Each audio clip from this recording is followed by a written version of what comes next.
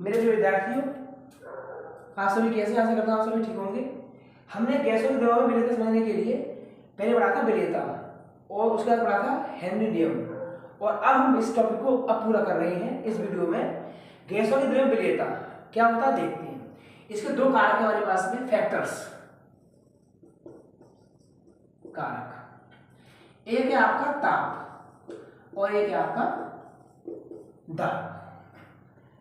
अब पहला पॉइंट आपका है ताप। तो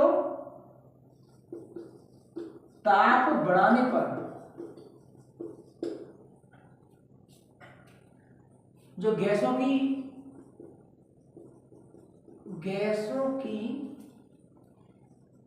द्रवों में विलेयता है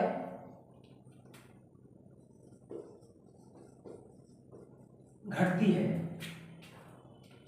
और दाब बढ़ाने पर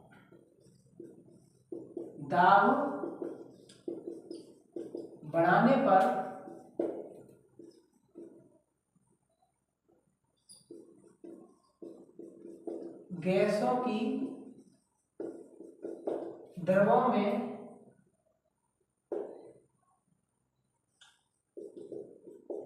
द्रवों में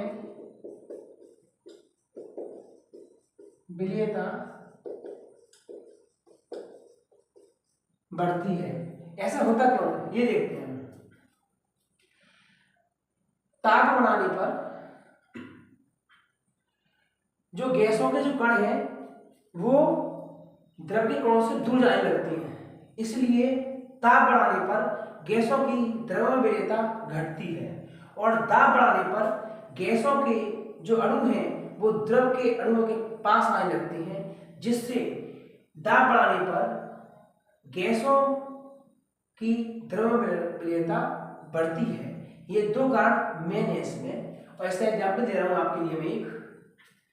जैसे उदाहरण के लिए सोडा वाटर में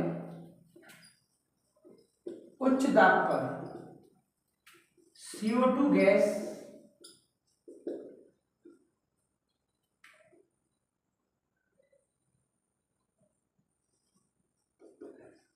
घोली जाती है और इसकी बोतल को खोलने पर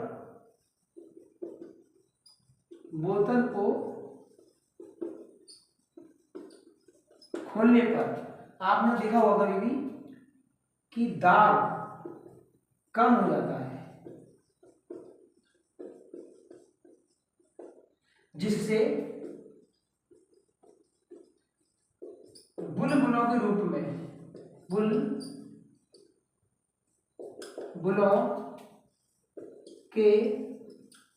में CO2 गैस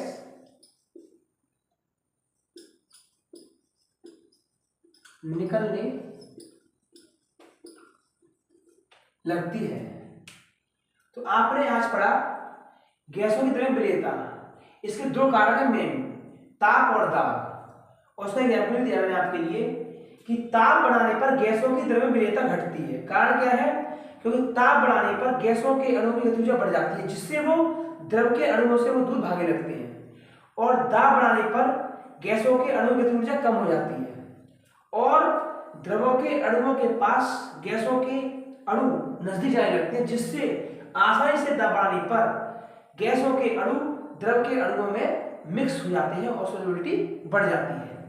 इसका उदाहरण के लिए हमने लिया उच्च दाब। सोडा वाटर जो होता है उसमें उच्च दाब पर CO2 गैस घोली जाती है और जब हम बोतल को खोलते हैं तो दाब कम हो जाता है।